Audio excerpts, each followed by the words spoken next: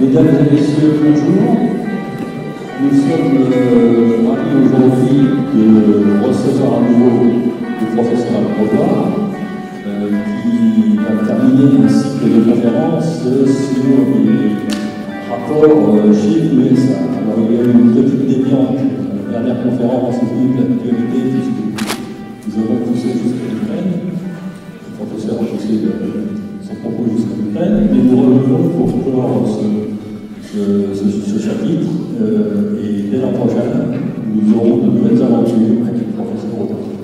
Voilà. Cher professeur, je vous laisse la parole. Bien, bonjour à tous.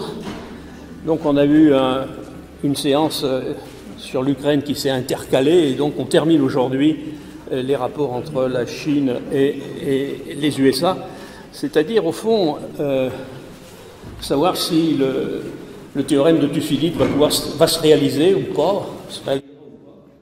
Et là, on peut avoir quand même quelques inquiétudes au vu de ce qui se passe à l'heure actuelle. Alors, on va terminer sur cet entretien concernant les forces et les faiblesses internes des USA et de la Chine, parce que ces deux géants, ils ont des forces, mais ils ont aussi beaucoup de faiblesses. Et ces faiblesses en particulier, vous le verrez au niveau des USA, sont quand même assez prenantes. Hein. Ça peut paraître un peu inquiétant par rapport à ce qui se trame au niveau des pays qui sont plutôt autoritaires, dont on reparlera en conclusion. Alors on va voir ça en 4 points. D'abord des aspects démographiques, socio-économiques, ensuite des aspects politiques, c'est peut-être ce qu'il y a de plus grave. Ensuite, le soft power, c'est-à-dire ce qui, en géopolitique, ne concerne pas l'armée ou l'économie, mais des aspects civilisationnels, religieux, par exemple. Et enfin, on terminera par les forces militaires, la diplomatie ou l'armée. Là aussi, je passerai peut-être un peu vite, parce que, au fond, on sait un certain nombre de choses, mais on ne sait pas tout, ni d'un côté ni de l'autre. Eh bien, il y a le secret qui compte, et donc ce n'est pas la peine de s'aventurer sur des choses qui sont incertaines. Alors tout d'abord, les aspects démographiques, ethniques et socio-économiques de ces deux géants, mais de taille très différente. D'abord les aspects quantitatifs. Je vous rappelle, ça nous l'avons vu, les USA, 350 millions d'habitants, 330 millions d'habitants, la Chine, 1,4 milliard. Croissance des USA, à l'heure actuelle, la croissance naturelle est très faible. 15 de natalité, 9 de mortalité, ça ne laisse pas grand-chose, 0,6% l'an, pour 1000 l'an. Mais c'est compensé par l'immigration. L'immigration est à la fois un bienfait, incontestablement, puisque ça permet à la population d'être rajeunie, puisque c'est des gens jeunes qui arrivent, et ça permet à la population de se maintenir, bien que le croît naturel en place soit relativement limité. Mais c'est aussi un sacré problème, vous le connaissez, nous en avons parlé, c'est le problème de la frontière du Mexique, c'est le problème des latinos, c'est le problème de la langue, c'est le problème de la religion, c'est très compliqué. Et les hispaniques aujourd'hui sont de plus en plus nombreux. Et ils sont pratiquement, c'est eux qui constituent les 13 millions de clandestins. 13 millions de clandestins aux États-Unis qui parfois sont chassés, Trump nous l'a montré, parfois sont naturalisés par vagues entières. Les démocrates l'ont fait plusieurs fois. En Chine, la croissance naturelle est encore plus faible. Ce 1,4 milliard, ça croît très très lentement, 10 seulement de natalité, 8 de mortalité, ça fait 0,2 pour 1000, c'est très peu de choses. Et aujourd'hui, le problème là, c'est celui de l'abandon de toutes les lois anti-natalité que le régime communiste avait mis en place, de façon à essayer de donner plus de liberté aux couples. On leur a permis 2 enfants, maintenant on leur en permet 3, mais c'est pas pour autant qu'ils en font 2 ou qu'ils en font 3, parce que l'enfant coûte cher. C'est une bouche à nourrir, c'est aussi 2 bras pour travailler, mais ça coûte cher. Et aujourd'hui, visiblement, l'abrogation de ces lois antinatalistes, elle a pu être faite, cette abrogation. Il n'empêche qu'elle n'a pas beaucoup de résultats. Et donc, la population s'accroît très peu, elle vieillit, et donc la Chine est obligée de chercher de l'emploi pour ses entreprises, soit en faisant venir des gens chez elle, ce qui est parfois un peu difficile, soit en allant implanter ses usines à l'étranger. Et chose paradoxale, mais qui se comprend bien, le grand foyer où ces usines vont aujourd'hui, c'est l'Inde. Parce que l'Inde est aussi peuplée que la Chine, peut-être même un peu plus, Et elle a moins d'industrie et d'activité, et les Chinois ont tendance à utiliser cette main-d'œuvre indienne pour développer leur propre industrie. Les aspects ethniques, maintenant, ils sont importants aux USA. Je vous rappelle, 65% de blancs, 16% d'hispaniques, 13% de noirs, et puis 6% d'asiatiques et quelques divers. Mais comme les hispaniques et les noirs ont une croissance naturelle plus forte que celle des blancs, on estime, et ça les Américains le savent, qu'en 2050 à peu près, les blancs, ceux de la première vague, les WASP, ceux qui étaient des blancs protestants et qui sont venus d'Europe pour l'essentiel, seront minoritaires. Et ça, ils ne le digèrent pas. Je crois qu'il faut bien s'en rendre compte, c'est la base de leur racisme. Ils ne le digèrent pas, ils ne l'acceptent pas, et c'est pour eux quelque chose qui est extrêmement important. La guerre civile de 1865 n'a pas supprimé ce racisme. Jusqu'en 88, les ségrégations restent légales dans les États fédérés, ils pouvaient faire ce qu'ils voulaient. En 88, ces lois ont été supprimées, ces lois des États fédérés ont été supprimées, et il est dit que les citoyens sont égaux, mais séparés. Égaux, mais séparés. Ça dit bien ce que ça veut dire. Le séparé, on peut mettre tout et n'importe quoi dessus, pour l'emploi, pour l'école, pour n'importe quoi. Donc c'est vraiment terrible. Il faudra attendre 1954 avec la loi sur les droits civiques, l'école publique. 66, ensuite, la Cour suprême donne l'égalité devant le travail, mais il n'empêche que dans la pratique, le racisme est là et privilégie les blancs au détriment des autres. Et le dernier mouvement, celui qu'on connaît, qui est de nos jours, le Black Lives Matter, eh bien, il a eu quelques résultats, faire condamner un policier blanc qui avait tué un noir, mais ça ne va pas chercher bien loin. Et aujourd'hui, cette pratique de racisme existe encore et se trouve à peu près partout. Et on la retrouvera tout à l'heure dans le charcutage électoral. En Chine, c'est moins important en volume, mais c'est plus radical sur les populations concernées. Les Tibétains d'abord. Les Tibétains, le Tibet a été littéralement colonisé par l'armée dans un premier temps. Maintenant, le TGV y apporte tout le monde. Tout le monde, on peut aller en TGV de Pékin à Lhasa. Ça pose pratiquement pas de problème. Le chef religieux est parti, il est en exil, et le pouvoir est concentré dans les monastères. Et la Chine tient ces monastères. Elle s'arrange pour faire en sorte que les dirigeants soient des gens qui sont à la botte de la Chine. Et ça, c'est pas facile pour eux. En ce qui concerne les musulmans, il y a deux types de musulmans en Chine. Il y a les musulmans qui sont de race Han, c'est-à-dire chinois. Ils sont peu nombreux, mais ils existent. Et ceux-là sont des musulmans qui sont acceptés, qui sont fondus dans la vie sociale sans problème. Par contre, les turco-mongols, les Ouïghours, eux, ne sont pas fondus dans la société. Et ces turco-mongols, eh bien, on les retrouve, ici ça c'est une diapo que vous avez déjà vue, c'est les routes de la soie, et les turco-mongols, les Ouïghours sont ici, c'est-à-dire au contact des États ex-soviétiques, Tadjikistan, Ouzbékistan, Turkménistan, ce qu'on appelle les stans. Eh bien, ils sont au contact, et c'est les mêmes populations, ils ont des cousins, des parents de chaque côté de la frontière. Et là passe une grande partie des routes de la soie vers l'Europe, vers l'Europe continentale, celle qui est au nord, la Russie, et celle qui est au sud, par la France, par exemple. Et c'est là que ça coince, parce que ces gens-là sont 10 à 12 millions. Et ils sont appuyés par ces turco-mongols qui sont juste de l'autre côté de la frontière, et ça, la Chine ne le supporte pas. D'où cette politique très dure de l'enfermement, du travail forcé, etc., qui fait que sur le plan ethnique, c'est extrêmement dur à supporter, c'est compliqué, c'est un foyer de contestation extrêmement important. Les Han, ceux qui sont musulmans, sont plutôt ici, aux confins de la Mongolie intérieure, mais ils sont peu nombreux, quelques millions, et ils sont parfaitement intégrés. Il y a une attitude très distincte vis-à-vis des musulmans, et les Chinois jouent les deux cartes. Ils montrent qu'ils peuvent vivre avec des musulmans, et là, ça leur permet de dire à ceux-là de se tenir tranquilles, sinon ils seront obligés d'intervenir. Sur les aspects socio-économiques, les USA ont des disparités sociales extrêmement fortes.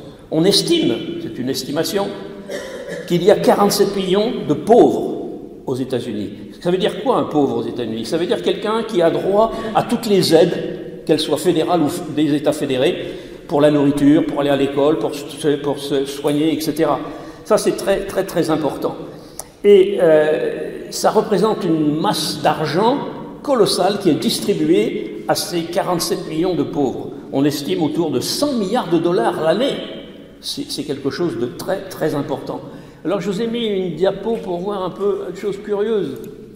Ça, c'est la distribution d'aide alimentaire aux États-Unis. Et vous voyez que les gens viennent avec leur 4x4. Et ça, c'est le pauvre américain. Attention, hein. Et on verrait des 4x4 comme ça devant le resto du corps chez nous, on se dirait, mais c'est pas possible, quoi. Aux États-Unis, c'est tout à fait, hein, c'est compte tenu du niveau de vie, le seuil de pauvreté est plus important que chez nous, hein, bien entendu, quoi. Donc il y a là un vrai problème. Et en face de ça, ben, vous avez des milliardaires. Vous avez des milliardaires en dollars, des types comme Bill Gates, par exemple. Il y a 10 millions de ménages millionnaires en dollars aux États-Unis. Depuis Reagan, par exemple, depuis le libéralisme de Reagan, c'est une masse de personnes qui s'est extrêmement développée rapidement. À l'échelle des États, on retrouve la même chose. À l'échelle des États, on trouve une chose très curieuse. Vous le voyez, on a mis sur cette carte non pas le nom des États, mais le nom des États indépendants dans le monde, sur la planète, qui ont le même PIB que l'État fédéré américain. Donc vous voyez que la Californie a un PIB égal à celui du Brésil. C'est quand même pas rien. On voit que le Texas a un PIB égal à celui du Canada. C'est quand même pas un petit pays. Et puis l'Idaho, par exemple, il a le PIB de la République dominicaine. Le Nevada, le PIB de l'Ukraine. Donc vous voyez, ça c'est important. Il y a des différences et des disparités socio-économiques extrêmement fortes aux États-Unis. Et ces petits États qui sont au centre des États-Unis, c'est des États ruraux. Eh bien, c'est des États qui sont petits par la taille, mais qui sont très importants politiquement, parce qu'ils constituent la masse de main-d'œuvre des conservateurs, des trumpistes et des républicains pour l'essentiel. Alors que les pays les plus développés sont plutôt à la périphérie, soit sur la façade pacifique, soit sur la façade atlantique ou du golfe du Mexique. Et là, il y a le cœur qui véritablement est extrêmement important. Alors, ces dimensions spatiales, ces heurts, ces disparités débouchent parfois sur des violences extrêmement fortes. Vous avez sans doute entendu parler, il y a quelques années déjà, mais quand on en parlait de la reconquête de Harlem, le ghetto noir de New York, eh bien, ce ghetto noir de New York, il a été reconquis par le feu, on imitait le feu. On attendait que ça se détériore un peu, et puis à un moment donné, il y avait un incendie, et c'était le prétexte pour raser et pour construire quelque chose de neuf. Et ça, c'est vraiment des choses extrêmement importantes, extrêmement violentes, et une partie de Harlem a été reconquis comme ça, par le feu, en chassant les gens qui étaient sur place, qui étaient essentiellement des Noirs relativement pauvres. Alors cet ensemble d'inégalités entraîne une lutte des classes aux États-Unis. Mais attention à l'erreur politique. Cette lutte des classes, elle n'est pas menée par les pauvres, elle est menée par les riches.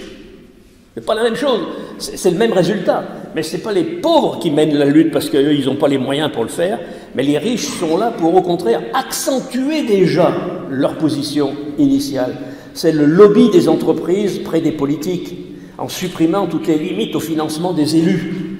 Je vous rappelle que la dernière présidentielle, perdue par Trump, elle a coûté quand même au lobby privé 14 milliards de dollars. C'est considérable, c'est des choses qu'on ne pourrait pas légalement voir, par exemple, chez nous. En 1976, la liberté des dépenses de campagne politique ont été supprimées. C'est-à-dire qu'il n'y a plus de limite, on peut avoir les sommes d'argent qu'on veut. C'est limité chez nous, vous vous souvenez, hein, il y a des contrôles pour savoir ce qui a été commandé, qui a été fait, qui n'a été pas fait, etc. En 1978, les dons aux candidats ont été libérés complètement. Vous pouvez donner la somme d'argent que vous voulez à un candidat, quel que soit son niveau, que ce soit au niveau fédéré qu'au niveau fédéral. Et Trump a baissé les impôts des plus riches. Ça, c'était le summum, bien entendu. Donc c'est la grande différence avec l'Europe, hein, où 45% du PIB chez nous est redistribué, contre 31% seulement aux USA.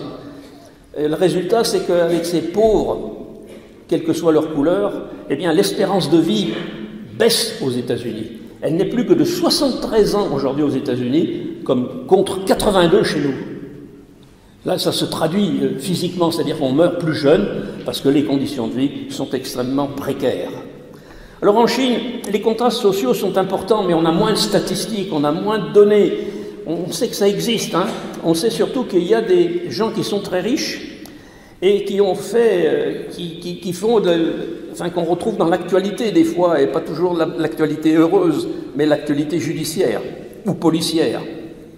Alors par exemple, les personnes riches se recrutent soit par l'héritage politique, c'est ce qu'on appelle les princes rouges, c'est-à-dire les fils ou les filles des grands dirigeants de l'époque de Mao, et ces gens-là ont, par leur héritage politique, entre guillemets, une place extrêmement importante qui leur permet d'avoir des avantages, des postes qui sont bien rémunérés au sein du système chinois. Ces gens-là sont surveillés, et ils sont surveillés surtout par le biais de leur placement à l'étranger. C'est-à-dire que ce qui se passe pour les oligarques russes aujourd'hui, avec des placements un peu partout, à Londres, Paris ou ailleurs, c'est plus difficile en Chine parce que les Chinois se méfient, les dirigeants chinois se méfient de ces placements à l'étranger et ont tendance à fermer à ce moment-là, à enfermer même les gens qui dépasseraient une certaine mesure. Alors il y a un dernier scandale là, qui est récent, qui date de quelques mois, qui s'appelle d'un nommé Desmond Shum, S-H-U-M. C'est quelqu'un qui a fait un bouquin sur la roulette chinoise, pardon. La roulette chinoise, c'est pour dénoncer la corruption en particulier de ces princes rouges et de ces princesses rouges. Et quand on a su que ce bouquin allait sortir, y compris en Occident, bien entendu, comme par hasard, sa femme a disparu. Sa femme a disparu, on ne savait plus où elle était. Elle avait disparu, elle n'était plus sur place. Lui a foutu le camp, il s'est réfugié à Londres. Et on a su qu'à un moment donné, ils avaient fait une bêtise, parce qu'elle lui avait offert à son mari, cette dame, cette madame Desmond Shum, elle lui avait offert une montre suisse à 500 000 $. Montre suisse à 500 000 $, ça devait être un sacré bijou quand même, hein, 500 000 $, ça. On aurait des montres pour plusieurs générations. Donc, et quand, 2-3 jours avant que le bouquin sorte vraiment, il a eu la surprise d'avoir un coup de fil de sa femme, qui était quelque part emprisonnée, hein, bien entendu, et qui lui demandait de ne pas publier son bouquin. Et vous imaginez le dilemme de cet homme, hein, sa femme emprisonnée, elle lui dit « si tu publies, on ne se reverra plus », enfin, et il a tenu, c'est-à-dire que le bouquin a été publié, et sa femme a disparu, a redisparu, quoi. Ça ne veut pas dire qu'elle est morte, mais elle a redisparu. Alors ça, c'est vraiment, c'est des choses importantes, parce que ce monde très riche, finalement, par le biais des héritages politiques ou par des héritages économiques, parce qu'ils ont monté des entreprises. Je pense au patron d'Alibaba, par exemple. Alibaba, c'est une société qui fait du commerce comme Amazon, quoi. C'est pareil, quoi. À un moment donné, lui aussi, il avait disparu. Hein. On ne savait plus où il était, quoi. Et puis, il est réapparu, mais c'était pour montrer qu'il fallait qu'il n'exagère pas trop, quoi, par ses placements à l'étranger, etc., etc. Et puis en Chine, donc, on surveille un peu plus ces gens qui se sont enrichis, soit par l'histoire, soit par le commerce, le négoce, comme Alibaba. Mais il y a aussi une classe moyenne qui, on l'estime de l'ordre de 300 millions à peu près, 300 millions de classe moyenne.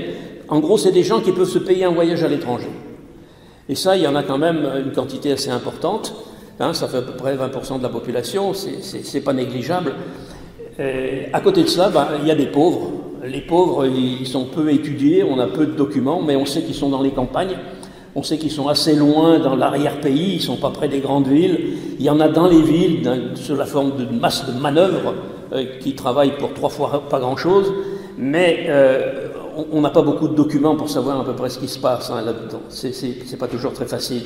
Mais on sait qu'il y a ce contraste socio important. Deuxième point, les aspects politiques.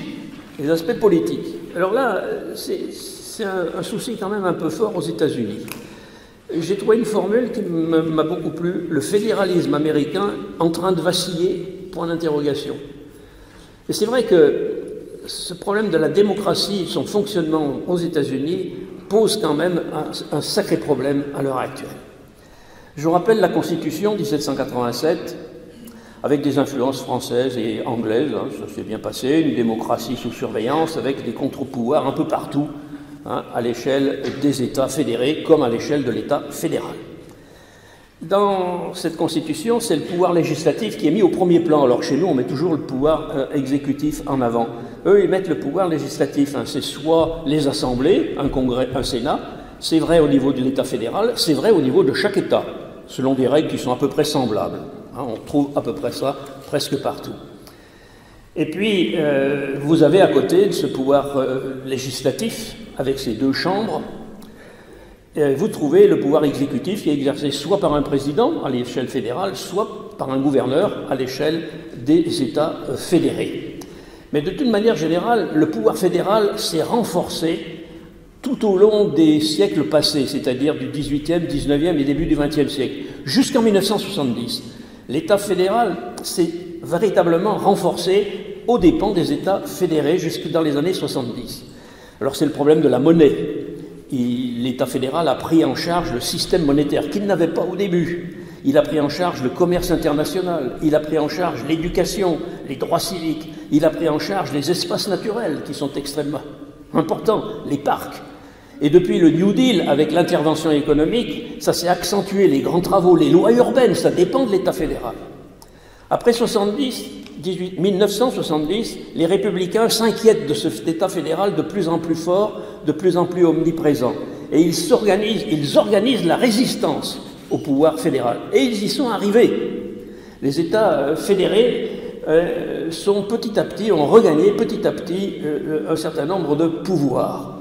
Alors, le président, par exemple, il propose des lois, mais elles ne sont pas toutes votées. Parfois, c'est 40%, 50%, 60% maximum. Il n'a pas toujours la dernière parole, hein, ce n'est pas toujours lui qui gagne. Il peut utiliser ce qu'ils appellent des executive orders, mais il faut que ce soit accroché à une loi déjà existante, c'est-à-dire qu'il ne peut pas innover avec une nouvelle loi qui partirait de rien du tout, il faut qu'il y ait déjà quelque chose pour pouvoir faire. Et ça, c'est limitatif, c'est vraiment très très important. Il a un droit de veto, mais il faut une majorité des 2/3 pour passer au-delà, donc ça ne va pas chercher bien loin. Et autre exemple, le président a le droit d'engager l'armée. Il peut engager l'armée, par exemple, vis-à-vis de Moscou à l'heure actuelle, mais dans les 60 jours, à partir de la date où il a déclaré l'entrée en guerre des États-Unis, il est obligé de venir demander l'autorisation du Congrès. Donc, il est obligé de passer devant le Congrès. Et ça, c'est quand même... Il n'a pas d'autonomie. Il a une autonomie temporaire. Mais si ça se passe mal, le Congrès peut très bien retirer cet ordre que le président avait donné. Donc, la gestion politique des États-Unis, elle est vraiment très, très, très compliquée, très complexe, et c'est pas toujours facile. Alors, je vous donne des exemples. Hein. Le Texas, dans les 600 dernières lois qui ont été votées par l'État fédéré, c'est-à-dire le Congrès fédéré de l'État du Texas, eh bien, ces lois, en accord avec le gouverneur et le Congrès de l'État du Texas, ces 600 lois qui ont pour objectif de contredire les lois fédérales qui se portent sur ces sujets. C'est-à-dire que tout se passe comme si l'État du Texas prenait le contre-pied en permanence de ce qui se décide au niveau fédéral. C'est quand même assez étonnant. Et il en a le pouvoir de le faire, bien entendu, et de limiter cette importance de l'État fédéral. Ça, c'est vraiment, vraiment très important. Ensuite, il y a le découpage des circonscriptions. Moi, ça m'a vraiment, vraiment beaucoup étonné de voir un peu cette affaire-là. Alors, voilà le système. Institutionnalisé, hein, c'est pas un truc à moi, ça. Hein, oui, c'est une revue américaine qui le donne et qui l'explique. C'est la disposition de tous les gouverneurs et de tous les gens qui dirigent quelque part un morceau des États-Unis. Alors vous avez les petites unités, les circonscriptions, hein, vous voyez, le bleu, le rouge, les démocrates et les républicains. Vous avez un premier partage là, horizontal, simple, classique, et ça donne un résultat avec les bleus qui sont vainqueurs. Et puis là, à côté, vous avez ce qui serait normal, hein, que les bleus soient vainqueurs, puisqu'ils sont nettement plus nombreux que les autres dans les circonscriptions. Et puis vous avez le découpage qui est là. Hein, vous voyez ces petits ténons et mortaises là qui sont faits. Regardez un peu celui-là, il est pas mal. Hein. Et bien avec ce système, c'est les rouges qui l'emportent. C'est-à-dire qu'on bricole les circonscriptions électorales pour que les républicains soient les gagnants. Et ça, c'est des modèles, alors vous pouvez multiplier les modèles, hein, mais c'est des modèles qui sont utilisés aux États-Unis. Alors je vous donne l'exemple d'un État, hein, c'est celui de la Louisiane. L'État de la Louisiane, eh bien, où le problème du racisme se pose de manière tout à fait cruciale, vous avez là la première situation qui est ici. Vous avez en bleu le système des démocrates. Ils avaient une grande circonscription ici. Il y en avait même deux circonscriptions ici. Tout le reste était blanc. Et puis par tripotage, ils ont réduit la circonscription en bleu à une d'abord, une unité. Et vous voyez un peu sa taille par rapport à la première. Et tout le reste est blanc. Et là, évidemment, les Noirs n'ont aucun pouvoir, ces limites peuvent être changées chaque fois que le recensement change. C'est-à-dire qu'on passe son temps à tripoter les circonscriptions. C'est bien que quelle valeur peut avoir les votes, quels peuvent avoir les résultats, et en particulier au niveau de la présidentielle. Trump, il disait qu'il avait gagné, mais s'il recomposait les circonscriptions, ce serait possible qu'il ait gagné. Donc il y a là vraiment une situation tout à fait étonnante. On voit ça dans tous les États, pratiquement, dirigés par les républicains. Ils passent leur temps à cette affaire-là. Et le Tea Party, qui était le parti des conservateurs avant Trump, mais qui s'est fondé avec le Trumpisme à un poil près, eh bien, ils ont passé leur temps à faire ça. Par ailleurs, on a multiplié les contraintes pour qu'un maximum de gens puissent ne pas voter, et en particulier les plus pauvres. Alors je vous donne des exemples parce que c'est hallucinant, enfin de mon point de vue. D'abord le vote par correspondance, on fait tout pour faire en sorte que ça ne se passe pas. Ensuite le vote anticipé qui est très utilisé aux États-Unis, on fait tout pour que ça ne passe pas. Suppression des électeurs qui n'ont pas voté, c'est-à-dire vous ne votez pas une fois, on vous raye des listes. Ah ouais, ça va chercher loin. Interdiction de convoyer en voiture pour amener au bureau de vote. Là, vous habitez dans un quartier un peu lointain, le voisin vous amène pour voter, ça c'est pas permis. Donc ça gêne pas les riches, c'est plutôt les pauvres, les gens qui n'ont pas de véhicule pour se déplacer, etc. Interdiction, comme avec le vote, on fait patienter les gens, il y a des queues, tout à fait, si vous êtes allé aux États-Unis récemment, il y a des queues pour voter, c'est hallucinant. Interdiction de donner à boire ou à manger dans les files d'attente. Ben, vous avez intérêt à porter votre casse-croûte, sinon quelqu'un vous le donne et vous êtes exclu. Et après, c'est les contestations en tout genre dont Trump nous a abreuvés en disant c'est pas vrai, c'est faux, c'est pas vrai, c'est faux, etc., etc. C'est bien que ça pose quand même un vrai problème. Ça a culminé avec, en janvier 21, la tentative sur le Capitole, quoi. La démocratie aux États-Unis, je crois qu'elle pose quand même quelques problèmes. Elle rencontre un certain nombre de problèmes. Et c'est pas toujours facile. Par ailleurs, le vote au Sénat, et donc dans les Sénats fédérés, c'est la même chose, c'est-à-dire qu'il y a 2 élus par État au Sénat. C'est-à-dire que tous les États, chaque État, l'ensemble des États, ils ont 2 représentants. Quand les États-Unis se sont mis en place, c'est-à-dire au XVIIIe siècle, en gros, les États, ils avaient à peu près le même poids, c'était quelques millions, ils n'étaient pas très nombreux. Et aujourd'hui, les écarts sont colossaux. Le Dakota du Nord, par exemple, a 2 millions d'habitants. La Californie en a 40. Mais il y a 2 élus du Dakota du Nord et 2 élus de Californie. C'est-à-dire que ce qui était parfaitement équilibré au départ est aujourd'hui un peu disparate, quoi. Ça n'a pas beaucoup de sens. C'est-à-dire que les États sont, les grands États, les plus peuplés, comme le Texas, la Californie, ont très peu de représentants par rapport aux petits États centraux, ceux dont on parlait tout à l'heure. Et ça pose un vrai problème, et personne veut, enfin, les démocrates voudraient bien modifier la règle, les républicains, bien entendu, s'opposent à tout cela. Ça pose un vrai problème. Donc aujourd'hui, avec un peu de mauvaise volonté, d'hostilité, on peut bloquer la vie américaine. La démocratie est en danger aux États-Unis. Le Sénat démocrate, vous avez vu, même Biden, il s'est trouvé avec un problème parce qu'il avait l'équilibre avec la vice-présidente au Sénat. Et il a suffi d'un démocrate qui, pour une raison personnelle, n'a pas voté des lois, ça a bloqué les tentatives de Biden. C'est quand même problématique. Quelque part, c'est quand même problématique. Ça pose quand même un certain nombre de problèmes. Et cette démocratie, c'est vrai qu'il faut y faire attention parce que c'est le modèle qui voudrait être vanté, vendu, quand c'est pas imposé à l'étranger. Ça pose quand même un certain nombre de problèmes. Il faudrait peut-être y réfléchir et c'est compliqué. Alors en Chine, ça n'a rien à voir. En Chine, c'est un autre problème parce que là, l'organisation politique est totalement verrouillée. Alors je vous simplifie parce que c'est quand même un peu compliqué. La Constitution, elle est de 1982, c'est la 4e sous Deng Xiaoping, avec 4 grands principes. Le Parti communiste dirige tout, la doctrine marxiste-léniniste s'impose partout, c'est la dictature du prolétariat et c'est la poursuite du socialisme. Là-dessus, c'est les 4 grands principes, pose pas de problème, mais l'application c'est autre chose. Le président, c'est la clé de voûte du système. Lui, il tient les 3 ou 4 postes importants à l'échelle du pays. Alors, Deng Xiaoping a mis ça au point, mais Xi Jinping, à l'heure actuelle, le président, qui est un ingénieur chimiste, et aussi docteur en droit, et ancien secrétaire du PC de Shanghai. Il est resté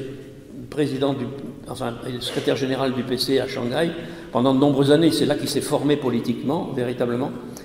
Et il est secondé par toute une équipe de ministres, bien entendu. Président, c'est la clé de voûte. L'Assemblée, 2000 membres quand même, l'Assemblée, c'est un peu plus nombreux que nous, 2000, tous désignés par les dirigeants des différentes instances régionales. C'est-à-dire qu'il n'y a pas vraiment d'élection, c'est des désignations. On est dans un système de mise en place par la base. Les communes, les régions nomment un certain nombre de gens qui vont petit à petit jusqu'à l'Assemblée nationale. Cette Assemblée nationale, bien entendu, ne peut pas travailler à 2000 personnes, c'est pas possible. Donc il y a un conseil permanent, il y a une commission militaire très importante, celle qui dirige l'armée, et le secrétaire de cette commission, c'est le président. Et les présidents, il faut bien faire attention quand on a la liste des présidents de Chine. Ils ont plusieurs fonctions de secrétaire général de ceci ou de cela, mais la plus importante, c'est celle de l'armée. C'est le secrétariat général de la commission de l'armée de la défense de l'Assemblée nationale qui est la commission la plus importante. Et il y a des présidents qui ne l'ont pas eu, est-ce qu'il était dans une position secondaire. Xi Jinping, il a tout, lui, et il est secrétaire général de cette commission militaire. Il y a une Cour suprême au-dessus, c'est comme dans tous les pays qui s'impose au... Mais l'important, c'est le Parti communiste. Le Parti communiste, 70 millions de membres. Ça n'a rien à voir avec ce qu'on connaît, même si on affiche si on met des coefficients, 70 millions. Autrefois, c'était des paysans qui dominaient ça. Aujourd'hui, ils sont nettement, pas tout à fait minoritaires, mais presque, 45% seulement de paysans. Et il y a aussi à côté des intellectuels, des milliardaires. Le pouvoir fait en sorte que des milliardaires soient présents au niveau du Parti communiste. Et c'est l'épine dorsale politique, parce que c'est lui, ce Parti communiste, qui nomme à tous les postes, locaux, régionaux et nationaux.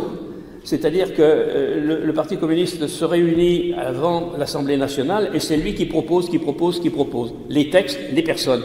Ça, c'est vraiment très très important. Alors ce Parti communiste, c'est pareil, ils sont 70 millions, donc ils ne peuvent pas travailler ensemble, c'est pas possible. Donc il y a un comité central, et le secrétaire général du comité central, c'est le président Xi Jinping, bien entendu. Alors, il y a quelques petits partis qui existent, mais bon, c'est symbolique, ça ne sert pas à grand-chose, et c'est véritablement un système complètement verrouillé. Il n'y a que quelques ministres qui ne sont pas passés par le PC, qui sont arrivés. Il y a eu un médecin qui a été nommé ministre de la Santé, un universitaire qui a été nommé ministre de l'Éducation nationale, mais c'est très rare. En général, il faut passer par le PC et ensuite les différents échelons pour arriver au sommet si on veut y arriver. Alors ce système est tellement bien huilé qu'on ne voit pas bien comment ça peut bouger. C'est très différent du système américain qui, lui, par l'intérieur, est vermoulu un petit peu et qu'on peut faire bouger jusqu'au coup d'État, à la limite. Ici, ça paraît bien. Par contre, ce qui est problématique, c'est ce qui peut sortir de l'extérieur, qui peut venir de l'extérieur du PC. Et les Chinois connaissent cette situation aujourd'hui. Vous lisez bien les journaux, vous écoutez bien les émissions, et vous savez que Shanghai vit une situation extrêmement pénible aujourd'hui, avec ce confinement qui n'en finit plus. Pékin qui est menacé de son côté, avec une fermeture qui lui pend au nez.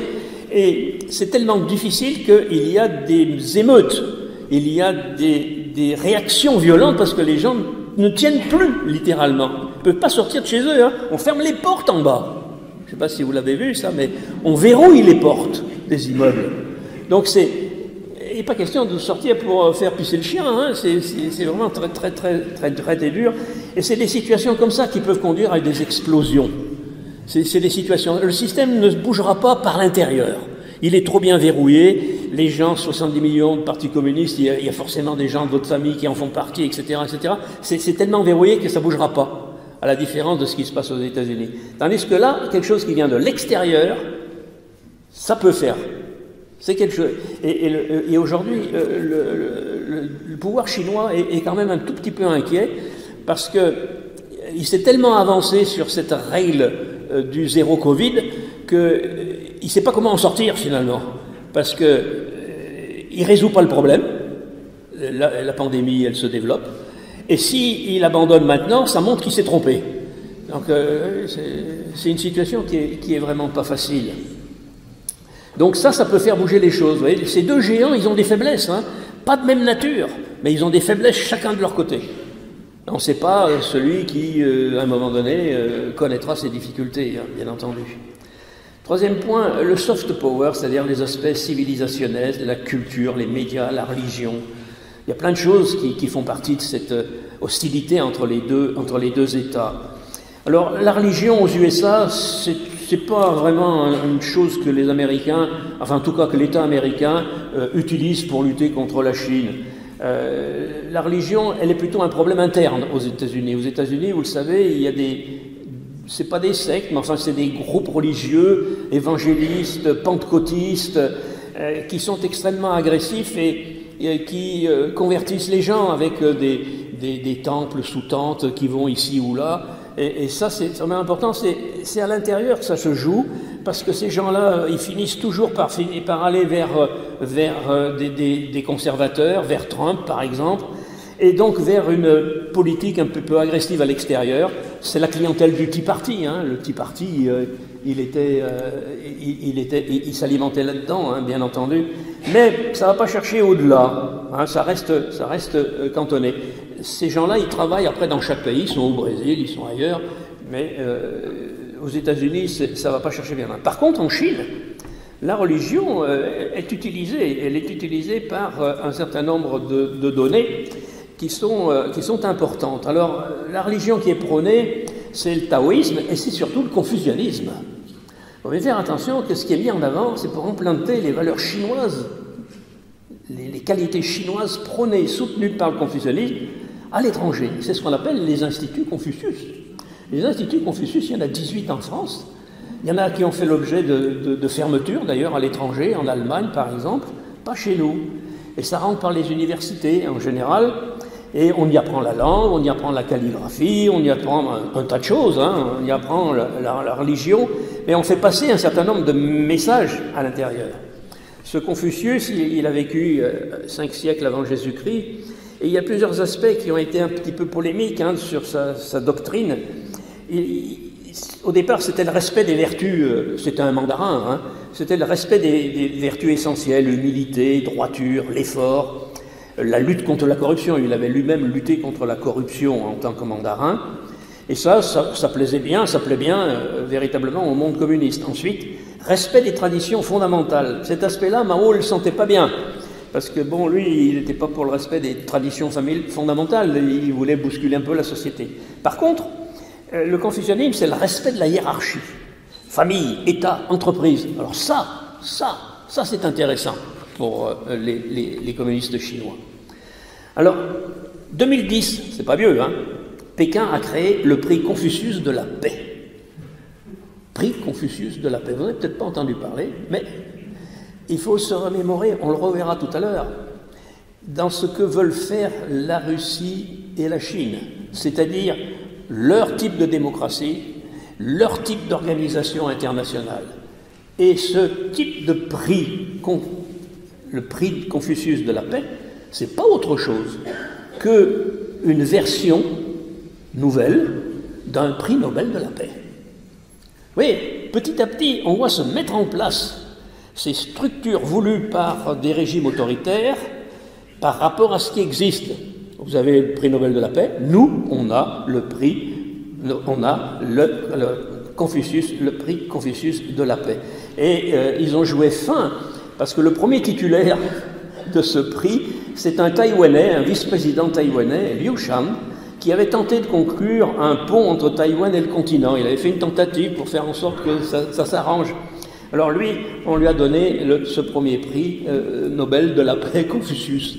Et ça, c'est important. On le reverra tout à l'heure, parce que les Russes et les Chinois sont en train de mettre en place une structure internationale qui repose sur autre chose que ce que nous connaissons aujourd'hui. L'immédiat, le tourisme. Bon, je passerai quand même assez vite là-dessus. Hein. La Chine, depuis Deng Xiaoping, a multiplié les revues, des journaux, des publications diverses, y compris chez nous. À un moment donné, on était inondés par j'en ai des stocks à la maison, de journaux vantant les mérites de la Chine, de ses paysages, de son économie, de ses hommes, de ses femmes, etc. Et c'était fait en français, c'était illustré, c'était en couleur, c'était des grands formats, c'était pas mal, hein, il y avait des choses dedans. Mais bien sûr, c'était un petit peu dithyrambique par rapport à ce que fait la Chine, bien entendu, hein, c'était important. Et puis aujourd'hui, ils sont passés à une autre vitesse, ils en font moins maintenant parce que ça coûte quand même relativement cher. Ils en font moins, mais il y a des choses qui sont venues par des journaux quotidiens. Hein. Je pense par exemple au China Daily pour Shenzhen, c'est-à-dire des quotidiens, mais qui sont publiés en anglais et qui sont à la destination de l'étranger et pas de destination intérieure. Et ça aussi, c'est la même chose, mais c'est plus économique, c'est plus structuré. Les radios, les télés, quand vous regardez, si vous avez quelques abonnements à votre télé, vous tombez sur des quantités de télé chinoises, hein, mais elles sont toutes dans la même veine, hein, ces télé chinoises, hein, c'est toujours le même CGTN en français, sous la dépendance de l'agence officielle Chine Nouvelle qui s'appelle Xinhua. 160 agences dans le monde. Donc là, il y a un pouvoir de vulgarisation, d'instrumentalisation de la Chine vis-à-vis du monde tout entier. Alors ça, c'est vraiment important. Le cinéma, un peu, mais il faut faire attention, il y a beaucoup de films qui ont dit chinois, mais qui sont coréens. Il faut faire attention à cette affaire-là. En tout cas, la promotion du tourisme, ça c'est important parce que les Chinois veulent non seulement faire venir des gens chez eux parce que bon, bah, ça fait de l'argent, et puis ça fait permettre d'avoir des choses, de voir des gens, puis de leur faire avancer les connaissances de la Chine et de les faire basculer dans leur camp. Alors le grand pôle touristique qui se développe en Chine à destination des étrangers, pour les Chinois, bon moi les côtes, il y en a partout, mais pour les étrangers, c'est l'île de Hainan, H-A-I-N-A-N, qui est au sud ici, vous voyez, au niveau du Vietnam, hein, du Laos, là, hein, c'est là. Et cette île, c'est une île tropicale, et donc ils en ont fait une zone touristique. Ouais, ces immeubles, c'est uniquement à vocation touristique, on appelle ça des millefeuilles, hein, mais c'est évidemment recherché. Hainan est une véritable enclave touristique. Il n'y a pas besoin de visa pour y aller. Donc pour un étranger, c'est intéressant parce qu'obtenir le visa, etc., on n'en a pas besoin. Et vous avez la duty free shop jusqu'à $10 000. Donc vous pouvez en acheter des babioles, hein, ça ne pose pas de problème. C'est vraiment très très très important. Cette île tropicale, elle est vraiment fondamentale. Mais dans cette île tropicale, il y a une deuxième chose qui est extrêmement importante, mais que vous ne verrez jamais. Ben, vous voyez un peu où c'est, hein, vous voyez où elle est, là, cette île, et vous avez toutes les métropoles le long, là. C'est là la base des sous-marins atomiques chinois, parce qu'ils sont très près des autres territoires asiatiques, et à partir de là, ils peuvent couvrir la Chine méridionale. Et la base des sous-marins, elle est là. Donc vous avez à la fois le tourisme, mais les bases sous-marins, bon, c'est des bâtiments, quoi. Enfin, mais enfin, ils sont là, les sous-marins, quand ils ne sont pas en mission. Alors, en ce qui concerne les USA, pour les médias, les USA ne font pas un effort particulier. Tout ce qui est publication, télévision, ben vous le voyez aussi dans les télés, hein, c'est tout en anglais, hein, c'est tout en américain. Ils ne font pas l'effort de parler français, hein, que ce soit CNN ou autre. Hein, tout est en anglais. Et puis c'est plutôt tourné vers eux plutôt que vers l'étranger ou plutôt vers le monde occidental. Hein.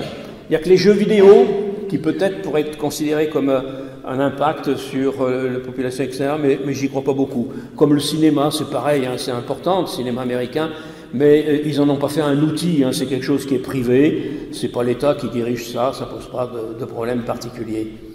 Donc là, on a, si vous voulez, une utilisation très différente. Le soft power, c'est plutôt l'affaire des Chinois, et c'est moins l'affaire des Américains. Alors vous me direz, il y a les restaurants, les McDo, etc.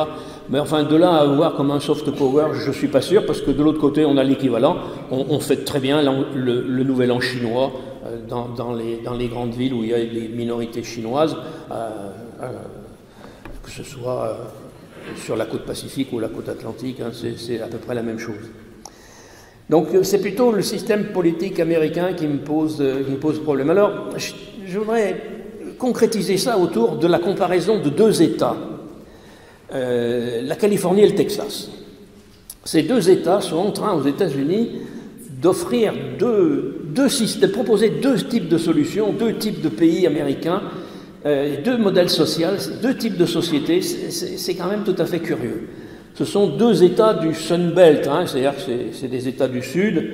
Il y en a un qui est sur la côte Pacifique, l'autre qui est sur la côte du Golfe, mais ces deux États du Sud, 40 millions d'habitants pour la Californie, 30 millions pour le Texas. S'ils étaient indépendants, la Californie serait la 6e puissance mondiale et le Texas serait la 9e puissance mondiale. Donc c'est d'un poids. À la limite, ils pourraient aller vers l'indépendance. Je ne pense pas, mais ils pourraient y aller. À la limite, ils pourraient se satisfaire de cette affaire, de cette indépendance. Ils ont un héritage commun par le biais du foncier qui appartenait à la Nouvelle-Espagne autrefois, colonisée par les missions catholiques, occupée par le Mexique, puis par deux États US. C'est un héritage, et ils ont 40% de latinos tous les deux. Parce que la frontière, elle est là, hein, dans les deux cas. C'est la frontière avec le Mexique, c'est l'immigration, et ils sont là. Ces deux États sont rentrés dans la Confédération, ils sont devenus des États fédérés, pas en même temps, mais presque. Hein. Le Texas en 1845, après avoir été pendant une petite période, entre 1936 et 1945, 1836 et 1845, a été une petite république indépendante. Hein. Mais ça n'a pas duré bien longtemps. Et la Californie est rentrée 3 ans plus tard, donc ça ne pose pas de problème particulier. Et ils ont deux peuplements complémentaires par rapport aux latinos, c'est-à-dire que d'un côté du Texas, il a eu une population qui est venue des États-Unis essentiellement, hein, de la partie orientale des États-Unis, alors que la Californie a été peuplée aussi à partir de l'extérieur. Il y a des Français, il y a des Chinois, il y a des Japonais, c'est beaucoup plus cosmopolite. Alors pendant la guerre civile, ils sont dans deux camps opposés. La Californie est contre l'esclavage et s'est ralliée au nord, donc à l'époque aux républicains, puisque c'est les républicains qui sont à ce moment-là. Et le Texas, lui, est esclavagiste et il s'est rallié au sud, qui est démocrate, parce que les démocrates à l'époque sont les gens du sud. Ensuite, ils vont changer de camp lorsque les deux partis, républicains et démocrates, vont changer eux-mêmes de nature. Ces deux États, ils vont changer entre 1980 et 1990, c'est-à-dire que les démocrates deviennent libéraux, socialement engagés, et donc la Californie devient démocrate. Au contraire, le Texas fait le chemin inverse, car les républicains deviennent conservateurs, et le Texas rejoint les conservateurs et Trump. D'où son hostilité à l'État fédéral, etc., etc. Aujourd'hui, ils sont en concurrence sur tous les plans. Ils offrent vraiment deux modèles complètement distincts. La Californie a une politique de la santé, elle a une politique progressiste de l'impôt, elle a une protection de l'environnement, elle a véritablement une politique sociale. Le Texas, au contraire, ne perçoit pas d'impôt. Il m'a supprimé l'impôt sur le revenu. Hein, un peu le paradis. Donc, il n'y a pas d'impôt sur le revenu au Texas. Flexibilité du travail, pas de représentation, les syndicats sont mal vus, l'exploitation des ressources naturelles sans contrainte, etc., etc. Le gaz de schiste, partout, pas de problème. Et en tant que État républicain conservateur, ultra-conservateur, eh ben, on s'oppose à l'État fédéral du président actuel. Alors deux mots sur l'homme qui incarne cette migration, c'est Elon Musk. Elon Musk, vous le connaissez, on en a parlé un peu, c'est le patron de Tesla, c'est le patron de SpaceX, et vous savez qu'il vient d'en racheter Twitter. Il vient de racheter Twitter pour une somme assez colossale, 46-47 milliards de dollars, hein, c'est quand même quelque chose. Mais comme la société ne se portait pas bien, les gens qui avaient les actions, ils ont lâché parce que c'était une plus-value tout à fait intéressante. Et donc, il est là. Elon Musk est une personnalité étonnante, hein, parce que c'est à la fois un technicien de génie, hein, il a monté des choses assez fabuleuses, il est en train de rénover l'industrie automobile, l'espace, enfin bref. Il a demandé des autorisations pour balancer des fusées dans l'espace de très grosse taille, hein, pas seulement Space 10, hein, mais des choses extrêmement importantes que pour le moment il n'a pas eu. Mais c'est surtout sur le plan humain quelqu'un qui est un libertarien. Je dis bien libertarien, pas libéral, pas libertaire, libertarien, c'est la traduction du mot anglais, libertarian. C'est-à-dire quelqu'un pour qui l'individu est l'idéal, c'est-à-dire que c'est la liberté individuelle qui est fondamentale et rien ne doit s'y opposer.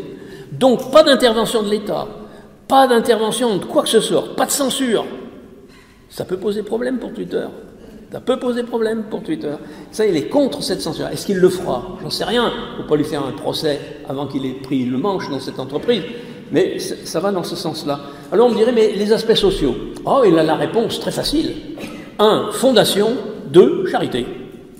Des fondations, j'ai beaucoup d'argent, je fais une fondation et je distribue de l'argent à des sociétés, à des associations, à des individus.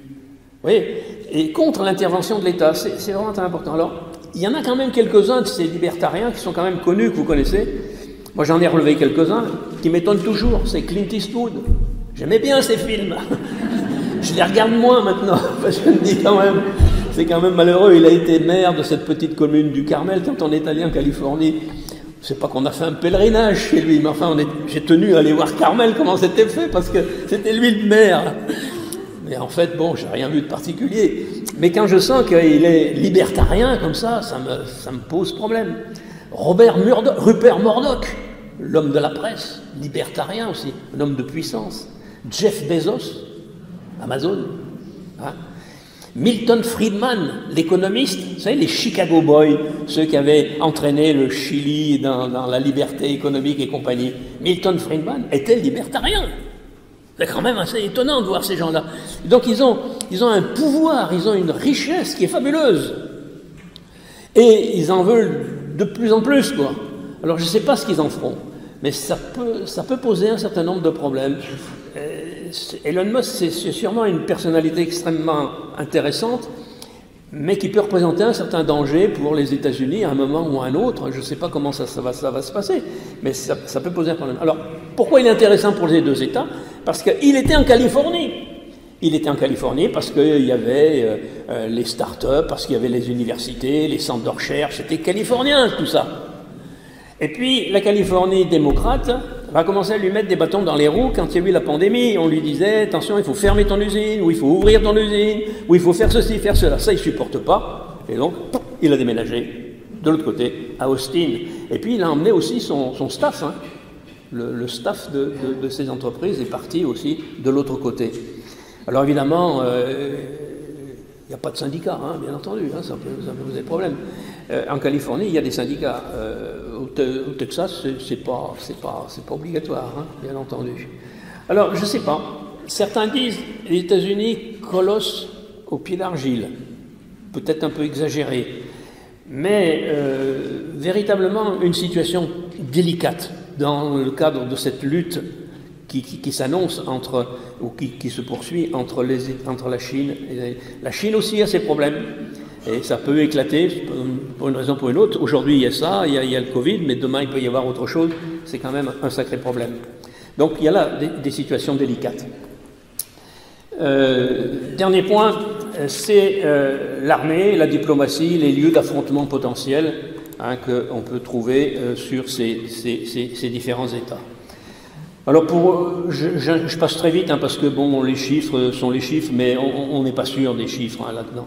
Les USA, le Pentagone, la CIA, les différents services, c'est 2,5 millions de personnes, mais 1 million de militaires seulement. Hein.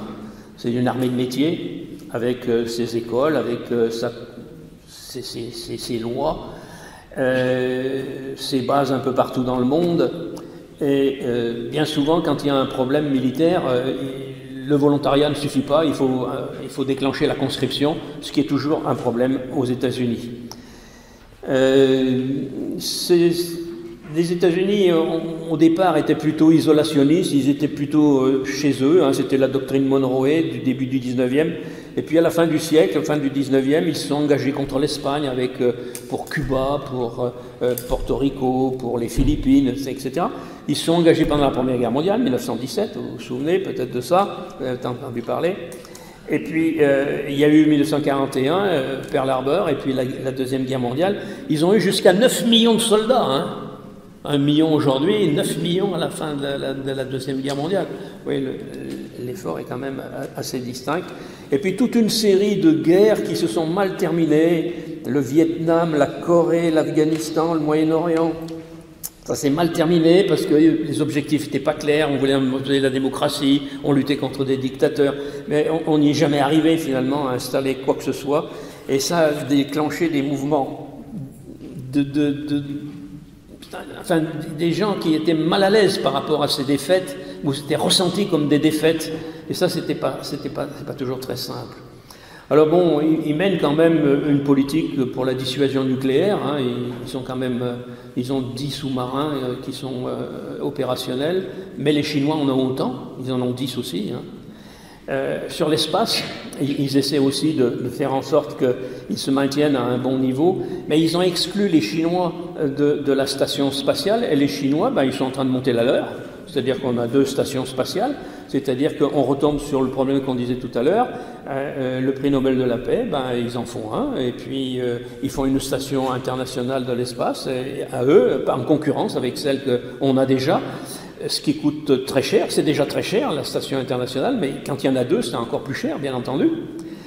3,5% du PIB passe dans l'armée, et pour le moment, c'est en train d'augmenter de manière assez colossale. La France, je vous rappelle, est à 2%, Israël est à 5%, et les Russes, semble-t-il, à 4,5%, donc ils sont encore plus élevés. Alors, à partir de cela, à partir de la Deuxième Guerre mondiale, les Américains ont bâti tout un système d'alliances. Hein, c'est l'OTAN en 1945, c'est ensuite l'ANZUS en 1951 avec l'Australie, la Nouvelle-Zélande, et puis toute une série d'accords bilatéraux dans le monde. Hein, et ces bases leur coûtent cher, ces flottes qui sont pratiquement à l'échelle de la planète leur coûtent très cher. Et ça pose un problème. Trump s'était élevé d'ailleurs contre cette présence internationale. En Chine, la Chine est en train de tisser sa toile. Elle ne l'a pas complètement tissée, mais elle est en train de le faire. Elle va très vite. Et en particulier, l'armée suit, elle ne précède pas, mais suit les routes de la soie.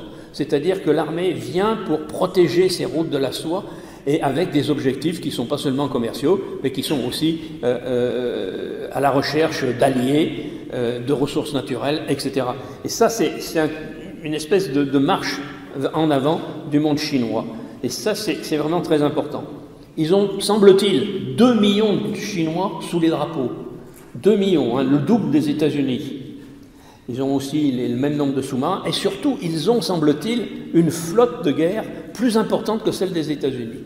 On dit qu'ils ont 350 navires opérationnels, et les Américains n'en auraient que 300 à l'heure actuelle.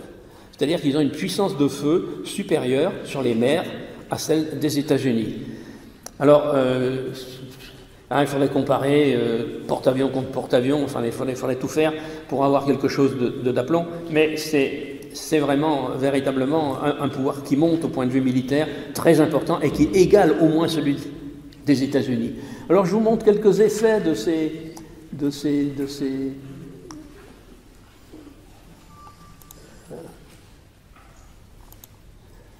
Alors, vous voyez, sur cette carte, là, vous reconnaissez l'Inde, la Chine de l'autre côté, et puis Djibouti qui est ici, et ce qu'on appelle le collier de perles. Le collier de perles, c'est ces bases, ces accords que la Chine a noués tout au long de ses côtes, tout ce qui est en rouge et qui est chinois, jusqu'à Djibouti, qui est la grande base militaire, à côté de la base française d'ailleurs, hein, juste à côté.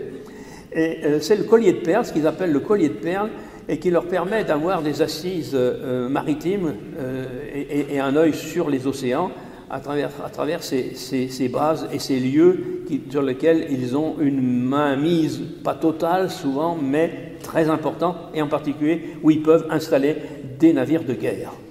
Alors, ils glissent aussi vers le sud, vers l'Australie. Il y a une île qui nous regarde, enfin qui nous envie, c'est la Nouvelle-Calédonie. La Nouvelle-Calédonie, si elle vote l'indépendance, elle ne restera pas longtemps indépendante.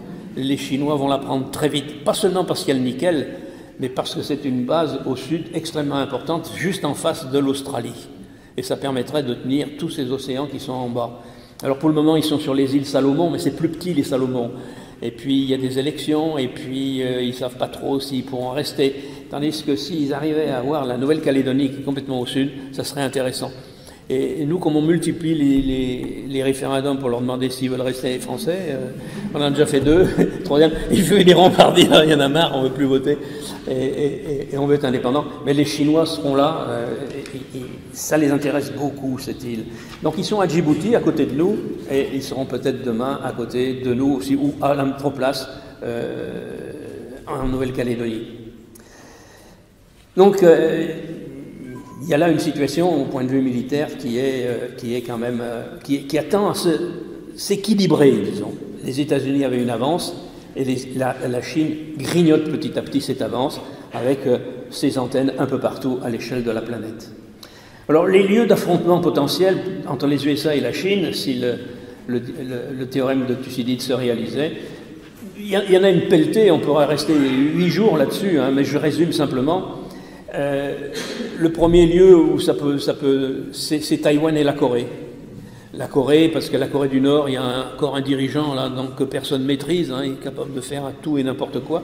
Il balance des fusées un peu partout dans l'océan. Un jour ou l'autre, ça tombera sur un navire. Hein. Il n'y en a pas énormément, il y a beaucoup d'espace, mais quand même, statistiquement, à un moment donné, il y aura un accident, quoi. Donc la Corée du Nord et Taïwan, c'est sans doute aussi là le prochain problème. Hein. La dirigeante de Taïwan, mais on en a parlé, hein, se fait quand même beaucoup de soucis par rapport à cette affaire.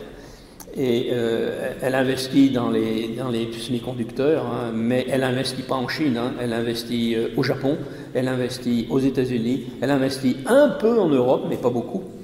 Et c'est peut-être là sa carte, son assurance vie, parce que les Chinois, ce qui les intéresse, c'est bien sûr c'est l'île, mais sa technologie sur les semi-conducteurs est fondamentale. Donc ils feront tout pour l'épargner et pour la récupérer. Alors ensuite, c'est la mer de Chine méridionale. La mer de Chine méridionale, là c'est un peu la chasse gardée de, vous voyez, Hainan tout à l'heure, vous voyez la Chine. Et puis la Chine méridionale, c'est ça, avec ces routes qui passent à côté de puissances qui ne sont pas forcément des amis avec la Chine. Je pense au Vietnam. Les Chinois et les Vietnamiens ont rarement été d'accord. Avec l'Indonésie, les Philippines, tout ça, c'est compliqué. Et là, il y a toute une série d'actions chinoises extrêmement importantes. Je crois qu'on en avait parlé autrefois. Je vous donne cet exemple. C'est celui des Spratly, ces îles. Voilà l'îlot au départ. Hein, c'est un îlot avec des coraux. Il n'y a rien, il n'y a pas d'habitants, il n'y a rien du tout. Ils se sont installés parce que c'est en plein milieu de la Chine méridionale. Et puis ils ont creusé un port, vous voyez, et puis une piste d'avion où les bombardiers lourds peuvent atterrir, c'est-à-dire qu'elle fait plus de 3 km. Mais un bombardier lourd, il faut cette distance, hein, pour se poser ou pour décoller. Et c'est une base militaire complètement autonome. Alors là-dessus, il n'y a qu'eux qui peuvent faire ça, hein, mais les Spratly, comme les Paracels, les Vietnamiens étaient contre, parce qu'ils disent c'est à nous, mais les Chinois l'ont fait quand même, et puis aujourd'hui ils sont chez eux pratiquement, quoi. Et donc, quand ils n'ont pas d'assises, véritablement, ils créent leur propre assise. Ils prennent un îlot et puis ils le transforment, hein, point à la ligne. Hein. Donc il y a là une action extrêmement violente. Alors il y a une autre zone aussi qui pourrait déboucher, mais j'y crois pas beaucoup.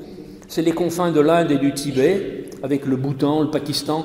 Là, ils sont toujours en train de guerroyer, mais enfin, ça se passe à 3 ou 4 000 mètres d'altitude, ça ne va pas chercher bien loin, c'est des questions de frontières, d'un glacier ou pas, enfin bref, mais on ne sait jamais. L'Europe est surveillée par le biais de Djibouti, puisque ça commande le canal de Suez et ça commande le passage vers la Méditerranée. Ils se sont implantés très nettement en Éthiopie, parce que sur l'Éthiopie, ils ont eu une action extrêmement intéressante dans la mesure où ils ont dit que vous avez des troupeaux de bovins, enfin de zébus, donc vous avez des peaux, donc vous avez du cuir, vous avez de la main-d'œuvre qui coûte pas cher, on peut la former pour faire des chaussures. Et l'Éthiopie est aujourd'hui un pays qui fait des chaussures pour le monde entier, mais des chaussures de base, mais des chaussures de luxe aussi. Et c'est les Chinois qui ont monté ça. Donc ils s'intéressent beaucoup à cette corne de l'Afrique, à Djibouti, qui est juste à côté, bien entendu. L'autre sujet de confrontation possible, c'est l'espace, carrément, l'espace. Vous avez 2 stations internationales qui tournent autour de la planète. Qui dit qu'un jour, et peut-être que ça y est déjà, il n'y ait pas des armes dans ces stations. Et des armes capables de piquer sur la Terre, à un endroit précis, avec des fusées hypersoniques. Les Chinois, même Poutine dit qu'il en a, où ça se déplace à 25 000 km/h. Et donc, il peut y avoir aussi ça. Souvenez-vous, Poutine avait fait exploser un satellite à lui, dans l'espace, en montrant qu'il avait des fusées qui étaient capables d'aller tomber un satellite. S'il tombait un satellite russe, il pouvait tomber un satellite français ou autre, hein, pose pas de problème. Donc il y a là, si vous voulez, un lieu de confrontation qui est possible, hein, avec ces 2 stations qui tournent aujourd'hui, et Dieu sait ce qu'il peut y avoir dedans. Alors, je terminerai par ce avec lequel j'avais terminé la dernière fois sur l'Ukraine, c'est ce fameux accord du 4 février 2022. Je crois qu'il faut toujours y revenir parce que c'est en train de se mettre en place. Le 4 février 22, c'était la 38e fois que Poutine et Xi Jinping se rencontraient. 38 fois ils se sont vus. Poutine est là depuis plus de 20 ans, mais Xi Jinping est là que depuis 10 ans seulement. Donc en 10 ans, ils se sont vus 38 fois. Ils ne se sont pas vus pour boire le thé. Ils ont sûrement des questions à discuter. Et je vous rappelle que leur idée, c'est quand même de créer un nouveau modèle démocratique mondial, parce qu'ils disent que notre démocratie, c'est un type de démocratie, mais il peut y avoir d'autres types de démocratie. Exemple celui de la Chine, ou exemple celui de la Hongrie, etc., etc. Et que on ne voit pas pourquoi ce type de démocratie occidentale aurait la main mise sur toutes les organisations internationales. On peut très bien avoir des organisations internationales avec un autre type de démocratie. Et ça, c'est vraiment extrêmement important. Et il se pose en compétiteur, pas forcément concurrent, mais enfin forcément concurrent quand même, de ce qui existe aujourd'hui. Le monde occidental, c'est pas seulement, c'est quelque chose qui peut avoir une autre figure. C'est-à-dire que l'ONU peut être définie autrement, etc., etc. Et ils sont en train de le faire. Depuis que je vous ai parlé de cette histoire, il y a 5 aspects qui se sont mis en place. 1, l'aspect SWIFT. Vous savez ce que c'est que l'aspect SWIFT? C'est les échanges interbancaires pour le commerce international. C'est piloté par le dollar. Les Chinois sont en train de monter leur propre système SWIFT avec le yuan. Pas les Russes. Leur monnaie n'est pas assez importante, elle est trop limitée. Mais le yuan, 1,4 milliard, pourquoi pas? Et il y a un certain nombre de pays déjà qui sont des banques qui utilisent les services de ce SWIFT chinois. 2, la station internationale qui tourne autour de la planète, que les Chinois sont en train de faire, de développer. 3, l'aspect Confucius de la paix, symbole de la paix, le prix Nobel de la paix. Et les Russes, eux, arrivent par le biais du sport. Vous savez que les athlètes russes ont été évincés de toutes les compétitions, pratiquement, à quelques disciplines près qui sont sur la balance. Eh bien, Poutine a dit, mais moi je vais monter mon propre système international avec les pays qui voudront bien travailler avec les miens. Et il est en train de monter une structure internationale sportive avec les athlètes russes et puis ceux des pays qui voudront bien y aller. Et il y aura un certain nombre de pays qui y iront. Faut pas rêver.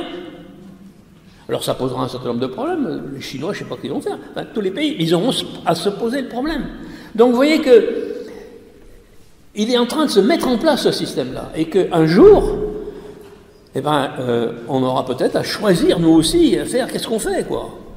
Vous savez que chez nous, il y a des gens, des élus politiques ou des futurs élus politiques qui ne sont pas contre ce système-là. Il faut bien s'en rendre compte. Hein. C'est pas nier, c'est pas critiquer. C'est simplement être conscient qu'un certain nombre d'hommes et de femmes politiques sont prêts à se rallier à Poutine ou à d'autres. Et donc c'est vraiment, je pense qu'on vit quelque chose là, un changement l'apparition d'un nouveau système qui se met en place petit à petit. Vous savez, la Hongrie est pas très loin de tout ça. La Pologne, pour le moment, c'est un peu éloigné parce qu'il y a les émigrés ukrainiens qui viennent en quantité. Bon, ils sont un petit peu éloignés, mais ils n'étaient pas très loin de cela. Donc il y a là vraiment un souci, il y a là un problème. Et cet accord de février 2022, je crois qu'on en entendra parler. Hein, la Chine se propose comme modèle alternatif à ce que nous connaissons et à ce que nous utilisons aujourd'hui. Il faut bien s'en rendre compte, c'est pas anodin. Comme par hasard, la Russie a attaqué l'Ukraine à la fin des Jeux Olympiques. Elle a attendu que les Jeux Olympiques soient terminés et juste après, elle a attaqué. Et à Taïwan, on se dit que si la guerre en Ukraine avait été terminée très vite, son tour allait sonner. Je vous remercie.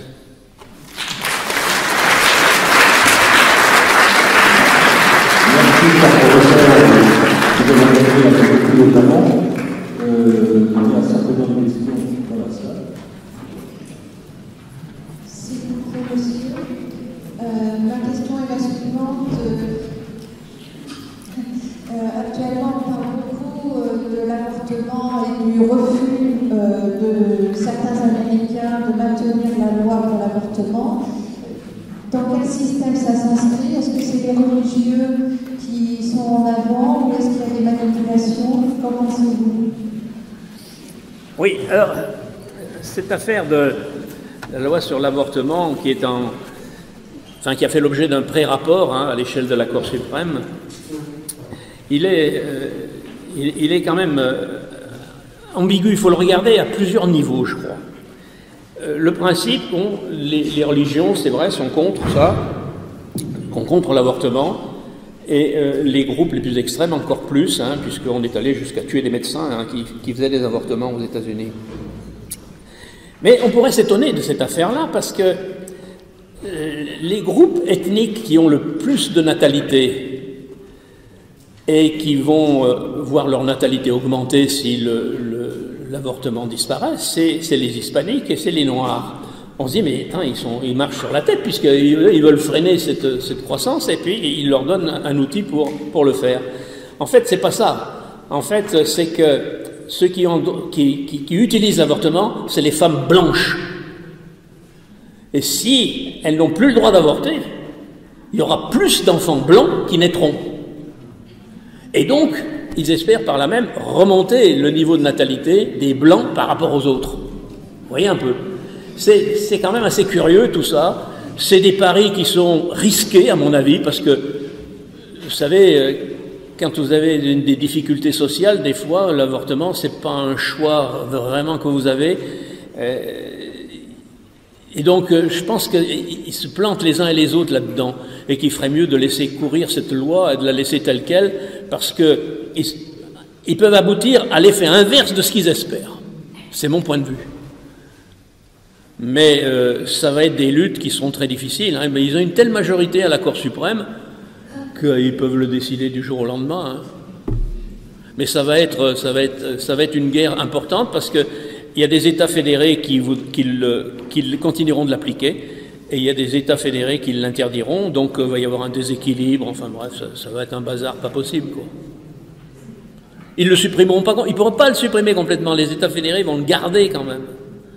Et donc, ça va être le bazar, enfin à mon point de vue. Mais ça sera malheureux pour plein de femmes, quoi. Parce qu'on peut toujours s'en aller, mais quand on quitte un État pour aller avorter dans un autre État, ça coûte cher, on connaissait personne, enfin bref, vous imaginez bien les difficultés que ça peut faire, quoi. Vous n'êtes pas chez vous, quoi. C'est très très dur, très très dur. Mais bon, ils ont une majorité, hein. À mon avis, ils iront jusqu'au bout. Ils sont trop nombreux, 6 contre 3.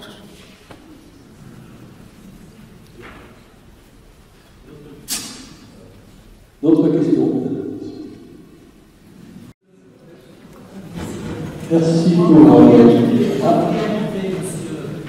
fois de plus, ce n'est que les hommes qui décident ça, parce que les femmes là-dedans, elles ne représentent rien, alors qu'elles sont 40%, 50% de la population. Eh oui, seulement à la Cour suprême, il y a combien de femmes? Et en plus, Joe Biden, il a joué, enfin, il avait quelqu'un de tout à fait étonnant, très bien, mais en plus elle est noire. Alors ça a été l'horreur, quoi, parce qu'on n'avait jamais vu ça, quoi. Une femme noire à la Cour suprême, quoi. C'était la provocation absolue.